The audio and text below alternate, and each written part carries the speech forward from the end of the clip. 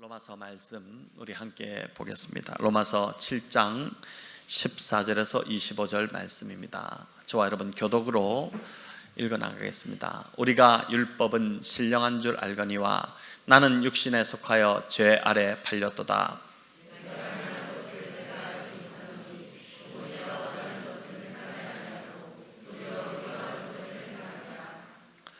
만일 내가 원하지 아니하는 그것을 행하면 내가 이로써 율법이 선한 것을 시인하노니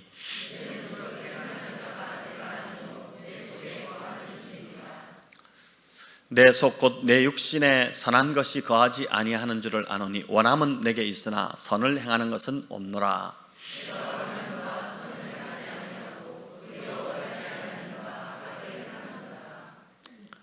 만일 내가 원하지 아니하는 그것을 하면 이를 행하는 자는 내가 아니요 내 속에 거하는 죄니라.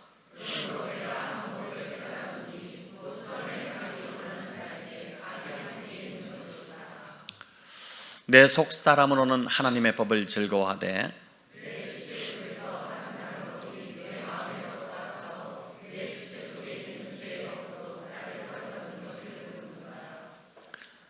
오호라 나는 공고한 사람이로다. 이 사망의 몸에서 누가 나를 건져내랴.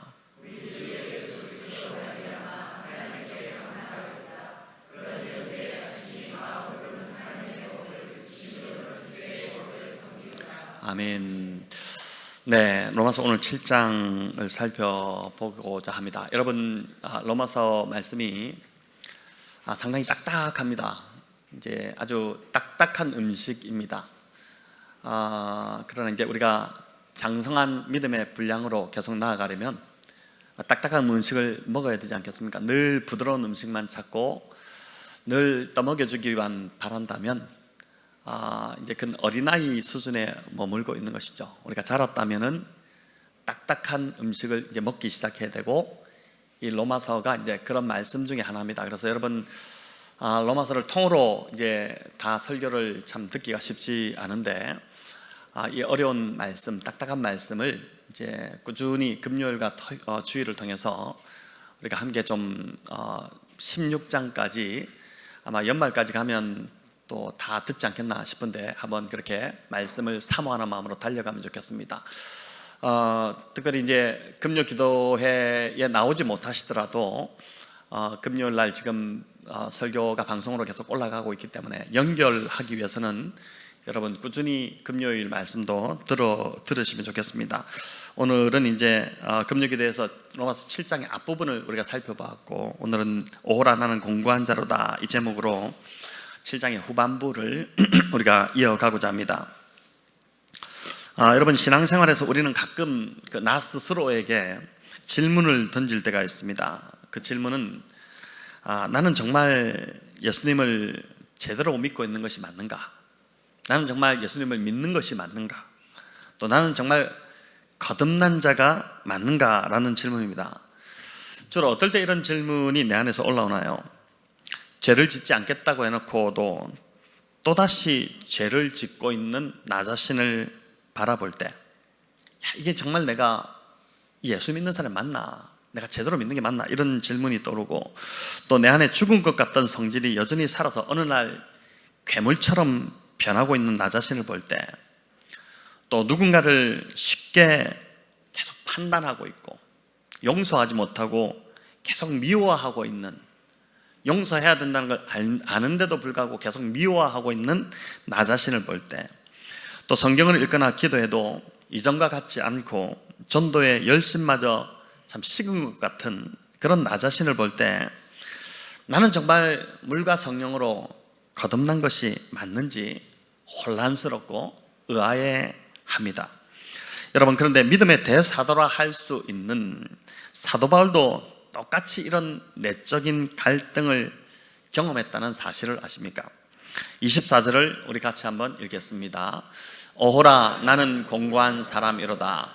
이 사망의 몸에서 누가 나를 건져내랴. 자, 이 단식의 이제 바울의 단식인데, 여기 공고한 사람, 다른 말로 바꾸면은 비참한 사람이라는 뜻입니다. 다른 사람이 아니라 바울이 지금 자신을 가리켜서 비참한 사람이라고 탄식하고 있습니다. 다메섹으로 가던 길에 예수님을 아주 극적으로 만났죠. 여러분, 바울처럼 예수님을 이렇게 드라마틱하게 정말 경험하고 만난 사람이 또 있겠습니까? 또 이방인의 사도로 그가 부름을 받고 1세기 소아시아와 마케도니아 이 지역 등지에 정말 수많은 교회들을 세웠고 많은 제자들을 불러 일으켰습니다. 또 누구보다 은사와 능력을 많이 받아서 많은 사람을 고치고 치유했던, 또 살리기도 했던 이 바울이 지금 로마서 7장에서 누가 나를 사망의 몸에서 건져내랴 이렇게 탄식하고 있습니다. 누가 나를 건져내랴, 이 말은 자신이 도저히 구제불능인 것처럼 느껴져서 이 형편없는 나 이거 어떡하냐, 난 도대체 어떻게 해야 되냐, 이런 탄식, 이런 고백을 하고 있다는 것입니다. 여러분, 바울의 이런 고백, 바울이 이렇게 탄식하고 있다는 것이 위로가 되지 않습니까? 자, 그럼 여기 사망의 몸은 무엇을 뜻할까요? 이는 바울의 내면에서 꿈틀거리고 있는 악을 행하려고 하는 그 죄악된 자아를 가리킵니다. 예수님의 종이고 하나님의 사도로 부름받은 것이 자신의 정체성인데, 자신의 그 아이덴티티가 하나님의 사람인데, 그런데 여전히 죄로 인한 내면의 갈등에서 벗어나지 못하고 있는 그 못난 자아를 보면서 바울이 탄식하고 있는 것입니다. 그래서 어떤 신학자들은 이 로마서 7장의 이 바울의 탄식은 예수님을 만나기 전, 그가 율법 아래 있을 때 예수님을 믿기 전에 바울의 상태다라고 이제 주장을 합니다. 어떻게 대사도 바울이 이런 형편없는, 믿음 없는 탄식을 할 수 있느냐는 것입니다. 하지만 로마서 7장만 따로 후대에 첨가된 것이 아니라면, 로마서는 그렇게 쓰여지지 않았죠. 통으로 기록되지 않습니까? 그렇다면 이 고백은 로마서를 기록할 당시, 바울이 고린도에서 노년에 로마 교회에 이제 편지를 써보냈는데, 그 로마서를 기록할 당시 정말 믿음의 수준이 아주 높은 경지에 올라와 있던 그 바울의 고백이 분명합니다. 복음으로 세상을 변화시켰던 대사도 바울조차도 여전히 주님 앞에 서는 날이 가까웠음에도 불구하고 여전히 이런 혼란스러움을 이제 겪고 있고, 또 내적인 갈등을 겪고 있다는 것입니다.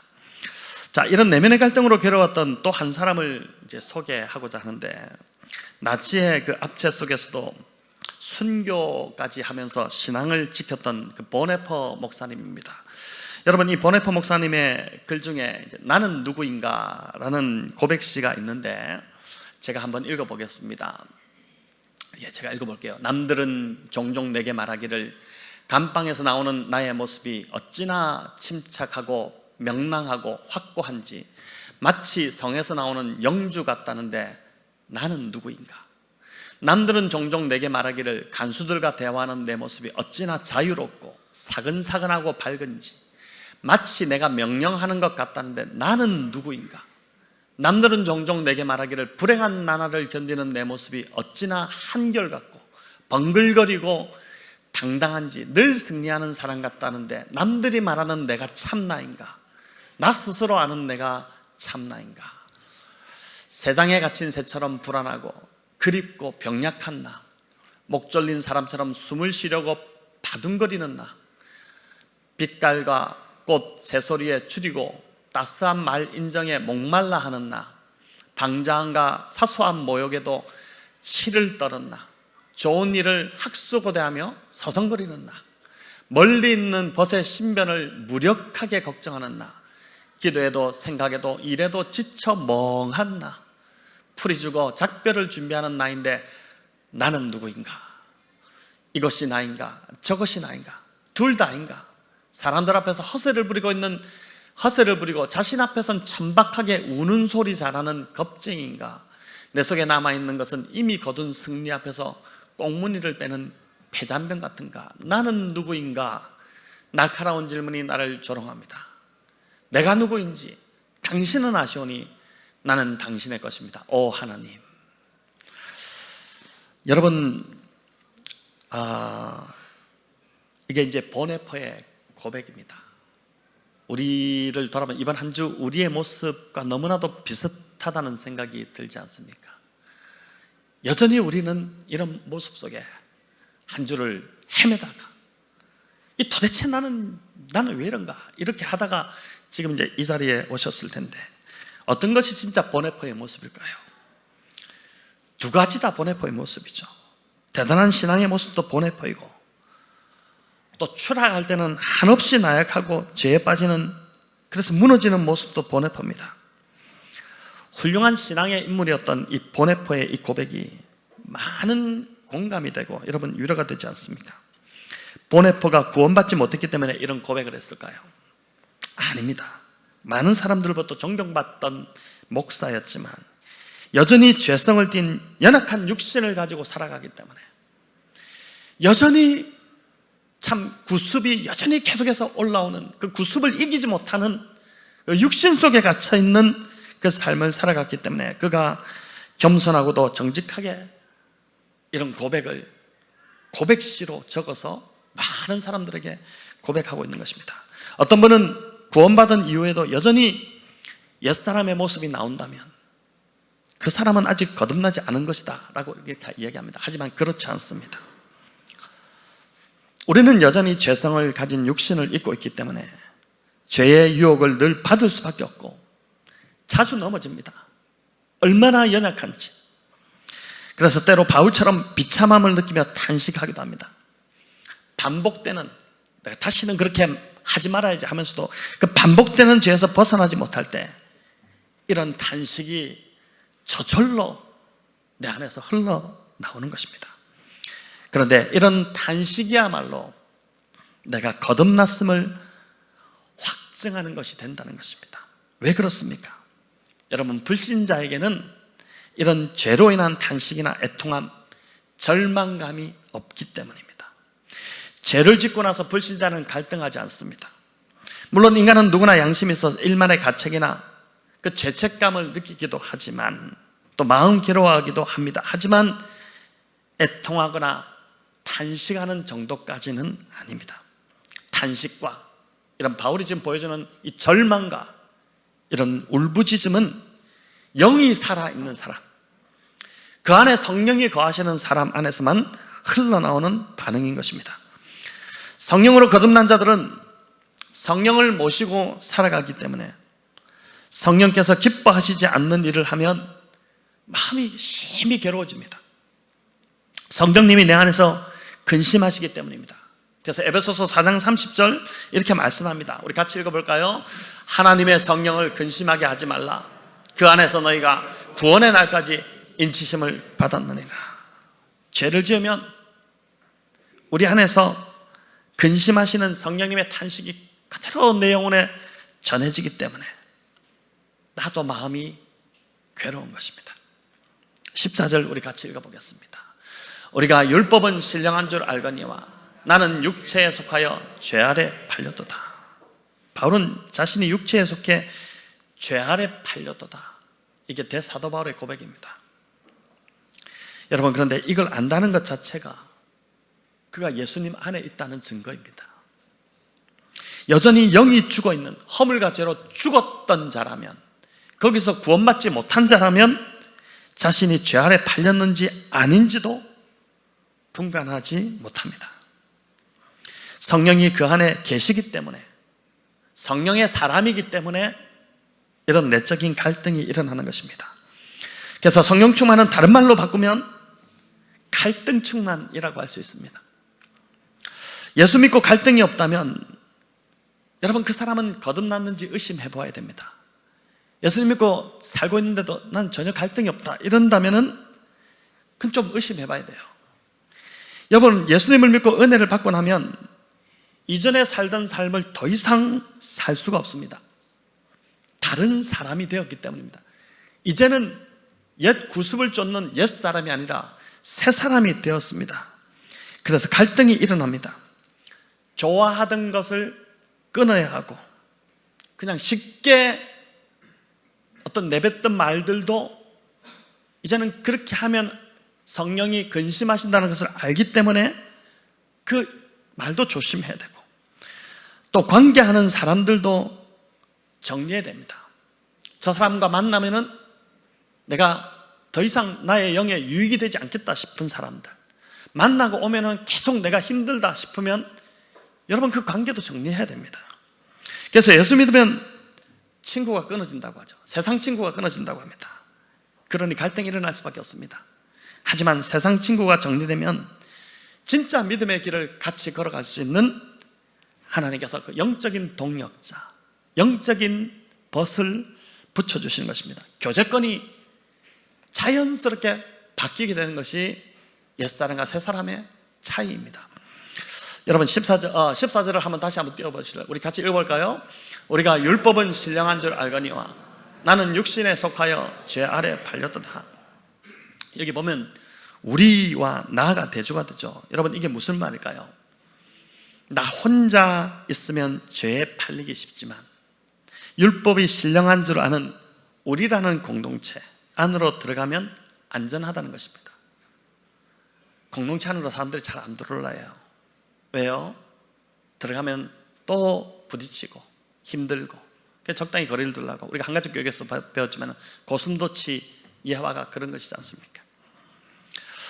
그런데 공동체 안으로 들어가야 안전합니다.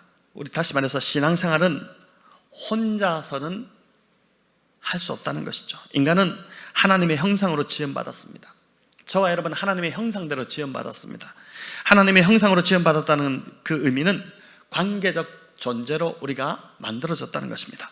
성부, 성자, 성령 하나님이 친밀한 관계 속에서 하나로 존재하시는 것처럼 그 하나됨, 성부, 성자, 성령의 친밀한 관계 속에서 하나됨이 그 어떤 것보다도 참 아름다운데, 하나님의 형상을 닮은 인간도 서로 더불어서 함께 살아갈 때, 서로 연약함을 나누고 의지하고 서로 이제 기대어서 서로 살아갈 때 가장 행복한 삶을 살 수 있다는 것입니다. 그래서 진짜 행복한 사람, 그 사람은 관계가 행복한 사람이죠. 관계가 행복한 사람이 진짜 행복한 사람이죠. 여러분 신앙생활도 그래서 공동체가 필요합니다. 묵상도 혼자서 하는 것보다 내가 묵상한 것을 나눌 수 있는 공동체가 있으면 훨씬 더 풍성합니다. 예배 혼자 드리고 그냥 나 혼자 은혜 받으면 되지 뭐 가서 그렇게 하냐? 아닙니다. 여러분 이번 단기 선교에서도 경험해봤지만 묵상 나눔이 영적으로 서로를 얼마나 부요하게 하는지를 우리가 경험했지 않습니까? 집에서도 마찬가지입니다. 부부가 함께 살아가는데 평생을 말씀 한 번 나누지 않고 부부로 살아간다, 그건 부부가 아니라고 봐야 됩니다. 여러분 정말 함께 가장 가까이에서 말씀을 나누며 하나님 은혜를 나누며 살아가도록 붙여주신 대상이 그 이제 부부지 않습니까? 그래서 하나님께서 은혜로 또 선물로 주신 목장 모임 여러분 소중히 여기시고 그 모임에 속하기에 열심을 내시기를 바랍니다. 14절 말씀처럼 하나님의 말씀인 율법이 신령한 줄 아는 그 우리라는 공동체, 즉 하나님의 말씀을 사랑하는 그 말씀 공동체 안에 더 깊이 속하시는 우리 모든 성도님들 다 되시기를 바랍니다. 15절 16절에서 이어 바울은 더 적나라하게 자신의 연약함을 드러내는데 우리 같이 읽어보겠습니다. 내가 행하는 것을 내가 알지 못하노니 도리어 미워하는 것을 행함이라. 만일 내가 원하지 아니하는 그것을 행하면 내가 이로써 율법이 선한 것을 시인하노니. 아멘. 로마서 7장에서 여러분 가장 많이 나오는 단어는 나라는 단어입니다. 7절부터 25절까지 무려 34번이나 나옵니다. 그만큼 로마서 7장 안에는 나와의 싸움이 치열하다는 것을 보여줍니다. 다 공감하시겠지만은 알다가도 모를 존재가 바로 누굽니까? 나죠, 나. 네, 우리 최교 권사님 가장 먼저 나 이렇게 가장 지금 인생을 오래 사신 우리 교회 어른이신 최 권사님이 나라고 먼저 이렇게 말씀하셨네요. 지구촌 곳곳에서 전쟁이 끊이지 않지만 진짜 전쟁이 끊이지 않는 전쟁터가 있는데 그건 바로 나의 내면입니다. 내가 원하는 것은 행하지 않고 도리어 미워하는 그것을 계속 행하고 있기 때문입니다. 내가 저 사람 저렇게 대하면 안 되는데 하면서도 그 앞에 서면은 이상하게 마음과 다르게 그렇게 대하고 있는 것입니다. 그러면서 돌아가서 또 후회하는 것이죠. 이러면 안 되는데 하면서도 내가 원하는 바 선은 행하지 않고 도리어 원하지 않는 악을 행하고 있습니다. 그런 나를 보면서 도대체 내가 왜 이러지? 나도 나를 모르겠다 탄식하는 것이죠. 왜 이렇게 나라는 존재는 갈팡질팡하고 중심을 잡지 못하고 있는 것일까요? 내 안에 여전히 존재하는 죄의 법이 새롭게 들어온 하나님의 법과 갈등을 일으키기 때문입니다. 여러분, 그래서 이전에 신앙생활 할 때는 내가 이렇게 내면이 힘들지 않았는데 왜 이 교회에 와서 신앙생활 하니까 이렇게 내면이 힘든가? 그런 사람들은 지금 복음이 들어왔기 때문입니다. 분명히 확실하게 그렇게 믿으시면 돼요. 지금 내 안에 복음이 들어오니까 옛사람과 계속 갈등이 일어나는 겁니다. 그 증거입니다. 지금 복음 안에서 내가 복음이 나를 지금 지배하기 시작했다는 증거입니다. 여러분, 그래서 바울은 19절 20절에서 이렇게 고백합니다. 내가 원하는 바, 같이 읽을까요? 내가 원하는 바 선은 행하지 아니하고 도리어 원하지 아니하는 바 악을 행하는도다. 만일 내가 원하지 아니하는 그것을 하면 이를 행하는 자는 내가 아니요 내 속에 거하는 죄니라. 내 속에 거하는 죄니라. 여러분, 이 말을 얼핏 들으면 바울이 지금 나는 책임이 없고 제가 책임을 져야 한다는 책임 회피 또는 핑계를 대는 것처럼 들립니다. 하지만 여러분, 이 말은 그런 뜻이 아닙니다. 나도 모르는 사이에 죄가 나를 지배하고 압도한다는 것입니다. 죄를 짓지 않으려고 다짐하지만 내가 내일은 사람들을 그렇게 대하지 않아야지 라고 다짐하지만 내 의지와 상관없이 죄가 나를 다시 사로잡는 것이라는 것입니다. 여러분, 왜 그럴까요? 죄사함을 받고 물과 성령으로 거듭났지만 여전히 내 안에 그 질긴 죄성이 남아있기 때문입니다. 내 안에 있는 죄성이 여러분 그만큼 강하다는 것입니다. 내가 원하는 바 선은 행하지 않고 도리어 원하지 않는 악을 행합니다. 죄를 짓는 것입니다. 또 22절에 보면 내 속사람으로는 하나님의 법을 즐거워하지만 내 안에 있는 원함은 하나님의 법을 따르고 싶습니다. 그 법을 즐거워합니다. 하지만 23절에 보니까 내 속에 있는 죄의 법이 나를 사로잡아서 죄짓게 만들어버리는 것입니다. 이 사이에서 탄식이 나오는 것이고 갈등이 일어나는 것이죠. 여러분, 이런 내면의 갈등이 일어날 때 주로 어떻게 반응하시나요? 많은 사람들이 온갖 합리화를 하기 시작합니다. 죄의 유혹이 올 때 그 죄를 지어도 되는 여러 이유들을 찾습니다. 마음이 막 죄를 짓고 싶을 때 그 유혹, 그런 죄를 지어도 되는 여러 이유들을 찾습니다. 이런 이유들을 스스로 대기 시작하면 정말 죄를 지어도 될 것 같은 많은 이유들이 사실 떠오릅니다. 여러분, 죄 앞에서 이런 거 경험해보지 않았습니까? 아, 내가 지금 죄 지면 안 되는데, 이러면 안 되는데 하는데 괜찮아 이러면서 이제 하나둘씩 그래 괜찮겠지 이러면서 이제 이유들이 떠오르는데 그 너무 많은 이유들이 떠오르기 시작하죠. 여러분, 그렇게 되면 죄를 이기지 못하고 결국은 죄를 지어버립니다. 그렇게 죄를 짓고 나면 어떻게 됩니까? 마음이 굉장히 불편해지고 절망감에 빠지게 되죠. 내가 또 이러는구나. 내가 이러고도 교회 다니는 성도냐? 내가 과연 집사와 권사의 직분을 받을 자격이나 되냐? 네가 목사가 되냐? 네가 목사가 맞냐? 내가 목사가 어떻게 그럴 수 있느냐? 네가 성령의 사람이 맞느냐? 네가 물과 성령으로 거듭난 것이 맞느냐? 이런 죄책감과 자책에 깊이 빠지게 되는 것입니다. 여러분, 그런데 정말 희소식은 이 바울의 로마서 7장을 기록한 이유가 이런 죄책감을, 절망감을 우리에게 더하려고 이 7장에서 바울이 자신의 탄식을 정말 이렇게 다 열어서 보여주는 것이 그 이유가 아니라 정말 희소식은 이런 절망감과 좌절감에 빠지는 자체가 내가 성령으로 거듭났다는 증거라는 것입니다. 과연 그럴까요? 네, 과연 그렇습니다. 성령이 내 안에 계시지 않는다면 성령이 근심하시는 것이 느껴지지 않습니다. 죄짓고도 크게 갈등하지 않습니다. 하지만 성령이 거하시는 자들은 이 바울처럼 오라, 나는 공고한 사람이로다. 누가 나를 이 사망의 몸에서 나를 건져내랴. 이런 탄식이 절로 흘러나오는 것입니다. 성령이 근심하시고 슬퍼하시는 것이 내 안에서 느껴지기 때문에 마음이 막 무너집니다. 그래서 어떨 때는 내가 나를 참 주먹으로 막 치고 싶은 마음까지 듭니다. 나의 뺨을 치기도 하고 대굴대굴 구르기도 하고. 여러분, 이런 경험을 해보셨습니까? 정말 이런 경험을 해보셨습니까? 이 미친 인간아, 네가 그러고도 구원받은 자라고 하느냐? 자신을 저주까지 하면서 깊은 절망감에 여러분 빠져드는 것입니다. 죄에서 벗어나고 싶고 반복하는 죄를 더 이상 짓고 싶지 않은데 그렇게 하지 못하는 자신, 계속해서 죄의 세력에 무너지는 자신 때문에 깊은 탄식에 빠지게 되는 것입니다. 여기 24절에서 여러분 바울이 말하고 있는 이 사망의 몸이 어떤 것인지 아십니까? 이 사망의 몸은 로마에 당시 있었던 사형법 중에 하나였습니다. 아주 끔찍한 사형법입니다. 산 사람을 죽은 사람의 몸에 함께 묶어서 죽이는 처형법입니다. 산 사람과 죽은 사람을 묶되 서로 마주보게 합니다.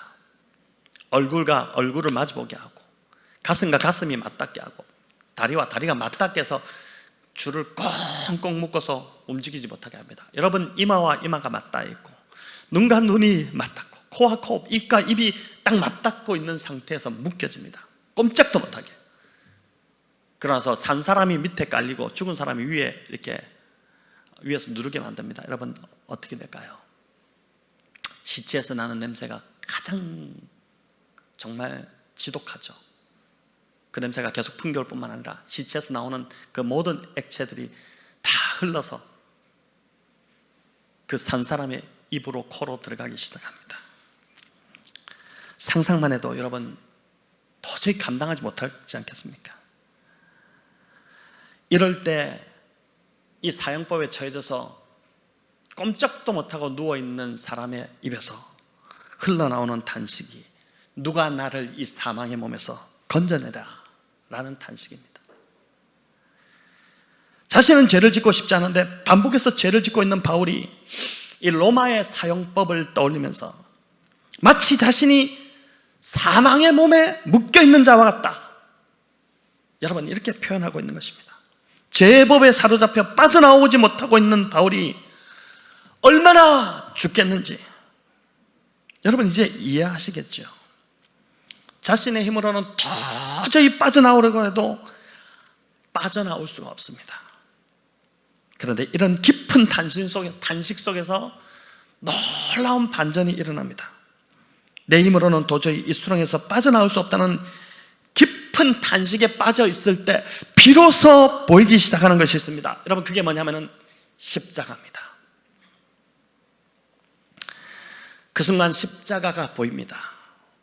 나는 내 힘으로는 이제 도저히 할 수 없는데 이 나를 사망의 몸에서 풀어내는 십자가가, 그 은혜가 여러분 나에게 임하기 시작하면서 나를 꽁꽁 묶고 있던 사망의 줄이 비로소 끊어지고 풀어지는 것을 경험하기 시작하는 것입니다.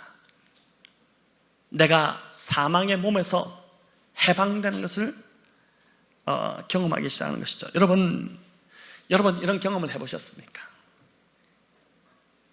여러분 인생을 어떻게 살아오셨는지 저는 잘 모르지만, 어떻게 신앙을 시작하셨는지 대충 저는 알고 있지만, 정말 이런 사망의 몸에서 죽을 것 같은데 숨도 쉬지 못할 것 같은 상황에서 내 힘으로는 이제 다 끝났다고 되는 그 상황에서 십자가가 보이기 시작한 그 신앙의 체험이 있으신지 묻고 싶습니다. 여러분, 신앙은 바로 이 십자가 경험, 바로 이 자리에서부터, 그 자리에서부터 시작되는 것입니다. 하나님의 은혜가 진짜 은혜로 임하기 시작하는 것은 바로 여러분 그 순간입니다.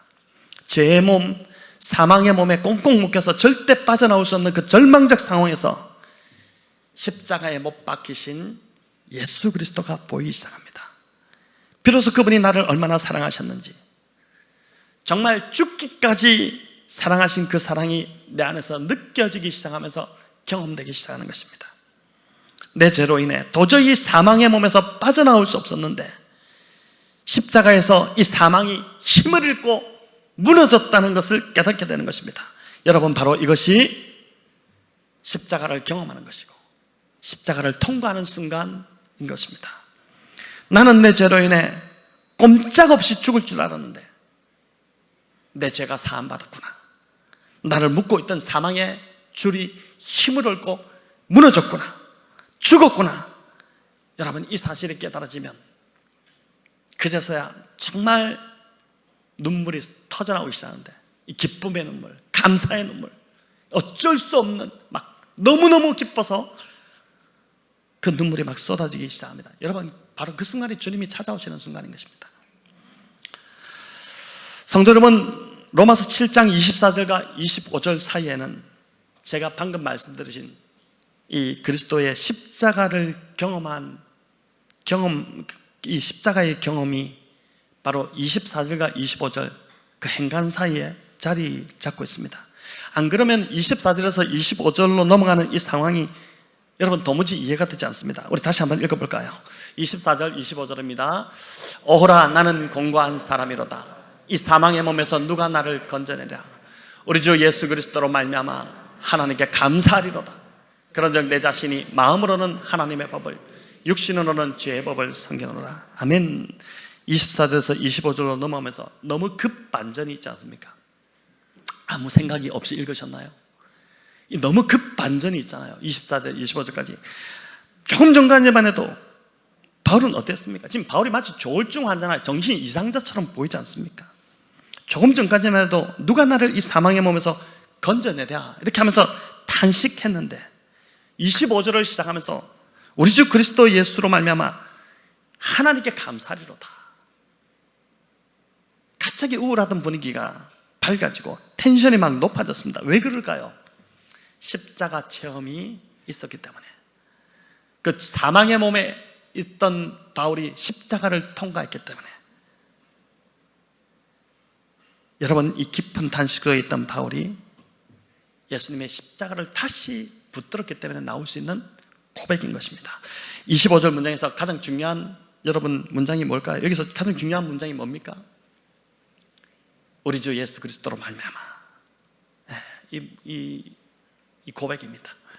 사망의 몸에서 벗어날 수 있는 방법은 예수 그리스도 외에는, 예수님이 십자가에서 이미 이루신 일을 믿음으로 받아들이는 것 외에는 그 어떤 것도 없음을 믿으시기를 바랍니다.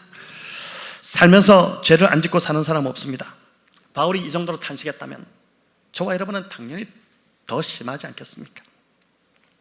일본의 저명한 신학자였던 그 우찌무라 간조께서 이런 말씀을 하셨는데, 만일 하나님의 뜻을 마음대로 다 행할 수 있는 사람이 있다면 그는 인간이 아니라 이미 하나님이다, 그 이야기를 했습니다. 이 말대로 물과 성령으로 거듭난 자라도 죄성을 띤 그 육신을 입고 있기 때문에 우리는 자주 넘어집니다. 그럴 때마다 우리가 할 수 있는 것, 예수님을 바라보는 것밖에 없습니다. 여러분, 제가 지난주 금요기도회 때 마음을 바꿔달라고 기도하라고 하셨잖아요. 마음과 생각이 바뀌어야지만이 우리가 살 수 있다고. 근데 그 마음과 생각을 누가 바꿀 수 있다 했습니까? 성령님이 오셔서 굳은 마음을 없애고 부드러운 마음을 주신다고 성령님께 기도하라고 했지 않습니까? 저도 그 말씀을 선포하고 나서 어제, 오늘 계속 그 기도를 합니다. 부정적 마음이 제 안에 찾아올 때, 무거운 마음이 찾아올 때, 또 참 불편한 마음이 찾아올 때, 주님, 제 마음을, 성령님, 내 안에 계신 성령님, 내 마음을 바꿔 주시옵소서. 내 마음을 바꾸시면 제가 살 것입니다.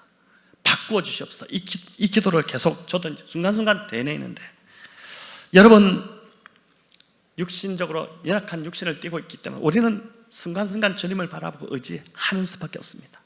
예수님이 그것 때문에 오셨지 않습니까? 예수님을 바라보면 절망하여 주저앉아 있는 시간이 단축됩니다.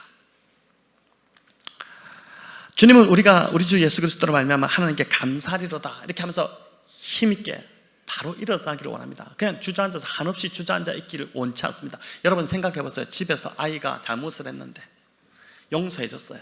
괜찮다 이렇게 했는데 아이가 계속해서 아닙니다, 저는 죽어야 마땅합니다, 이러면서 자기 방에 들어가서 나오지도 않고 밥도 먹지 않고, 조그만 아이들이 그런다 생각하시죠. 우리 지음이가 또 우리 서우서아가 저는 죄인입니다, 저는 어머니 아버지 얼굴을 배울 자격도 없습니다 이러면서 계속 지방에서 울고 나오지 않고 이러면 부모가 미칠 지경이죠.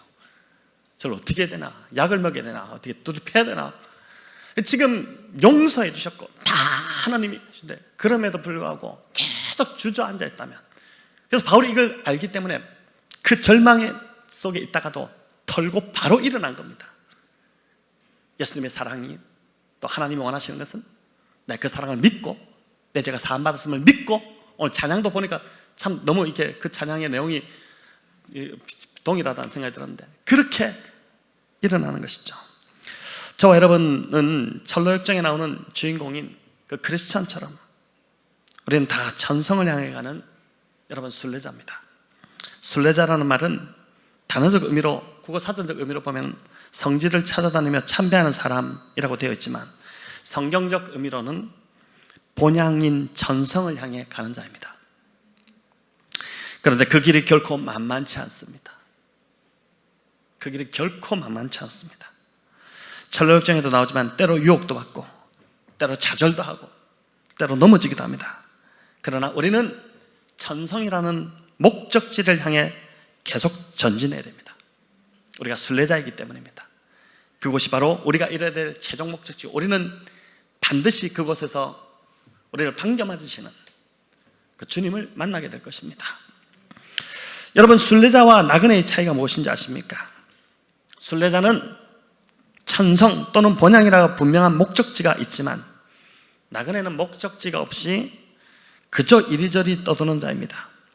그냥 자기가 가고 싶은 곳, 자기 발이 닿는 곳으로 구애받지 않고 갑니다. 그래서 나그네를 일컬어서 자유로운 영혼의 소유자다 이렇게 합니다. 영혼이 매우 자유로워요. 세상은 이런 자유를 부러워하고 높이 삽니다. 나그네가 중요한 것은 자기 감정이에요. 자기 감정이 무척 중요해요. 자기 감정 내키는 대로, 자기 하고 싶은 대로 합니다. 그저 떠나고 싶으면 떠나고. 나그네가 그렇잖아요. 머물고 싶으면 머물고, 자고 싶으면 자고, 먹고 싶으면 먹습니다. 구애받지 않습니다. 나그네는 그렇게 자유가 있어 보이지만 결국은 나그네의 인생은 떠도는 인생입니다. 목적지가 없기 때문에 오늘도 어디를 가야 할지 모르고 내일도 어디로 또 향해야 될지 모르는 것입니다. 한마디로 나그네는 인생을 방황하는 사람입니다. 선택의 자유가 있어서 길이 많은 것 같지만, 자유로운 영혼이라서 좋을 것 같지만, 사실은 어느 길로 가야 될지 몰라서 방황하는 자가 나그네입니다. 여러분, 하지만 순례자는 다릅니다. 순례자에게는 여러 길이 있는 것이 아니라 오직 유일한 한 길밖에 없습니다. 자유가 없는 것 같지만 사실은 평안과 기쁨과 자유가 그 길에 있습니다. 순례자가 하나님께 나아가는 오직 한 가지 길, 유일한 길은 뭐겠습니까? 예수 그리스도죠. 네. 주님이 뭐라고 하셨어요? 나는 길이요, 진리요, 또 생명이다. 하나님 아버지께 나아가는 유일한 길, 그 길 대신 예수님이 우리의 길이 있지 않습니까? 인생의 길이 대신 예수님을 따라가면 그 길을 따라가는 것이 억압받는 것 같고, 왜 그렇게 해야 되나 그런 마음이 들겠지만, 그래서 자유로운 영혼으로 좀 살고 싶겠지만, 사실은 그 자유로운 영혼, 그 자유가 인생을 방황하게 만드는, 결국 떠들게 만드는 것밖에 없다는 것이고, 여러분, 그래서 구속되는 것이 은혜인 줄 아시기 바랍니다. 왜 나를 구속하냐? 교회가 자꾸 왜 나를 구속하냐? 하나님이 왜 나를 자꾸 구속하냐? 아직까지 그 마음이 있다면 여러분, 아직 조금 더 신앙의 깊이를 더해야 될 것 같아요. 구속되는 것이 은혜입니다. 구속되어야지만이, 그 길로 가야지만이 결국 거기에 자유가 있고 거기에 살 길이 있는 줄을 믿으시기 바랍니다. 그 길은 복잡하지 않고 단순하고 명확합니다. 어떤 길을 선택해야 될지 고민하지 않아도 됩니다. 나그네의 삶은 너무 길이 많아서 혼란스럽고, 나중에 마음이 힘들어지니까 어떻게 됩니까? 불평이 자꾸 올라옵니다. 그래서 나그네로 사는 사람의 특징은 불평이 가득합니다. 자유가 있는 것 같지만 사실은 불평이 가득해요. 하지만 순례자의 길에는 늘 감사만이 넘칩니다. 이것이 나그네와 순례자의 차이입니다. 똑같이 길을 가는데 이런 차이를 보이는 것입니다. 저와 여러분, 길이 되신 예수님을 따라가는 순례자 되시기를 축원합니다. 금요 기도에서도 이 가을에 예수님을 더 알아가고 더 묵상하고 더 닮아가자라고 했는데, 오늘 주일 말씀을 맺으면서 동일한 결론을 맺으려고 합니다. 성도 여러분, 예수님을 묵상하는 것, 말씀을 묵상하는 것이 저와 여러분의 기쁨이 되기를 원합니다. 말씀을 통해서 예수님을 아는 것, 예수님을 닮아가는 것, 예수님을 따라가는 것, 이게 저와 여러분의 최우선 삶의 순위가 되기를 원합니다. 그러할 때 우리 삶에도 바울이 고백한 것처럼 우리 주 예수 그리스도로 말미암아 하나님께 감사하리로다, 이 감사가 넘치게 될 것입니다. 이 가을 성도 여러분, 단풍도 좀 많이 봐야겠지만, 단풍 구경도 갔다 오십시오.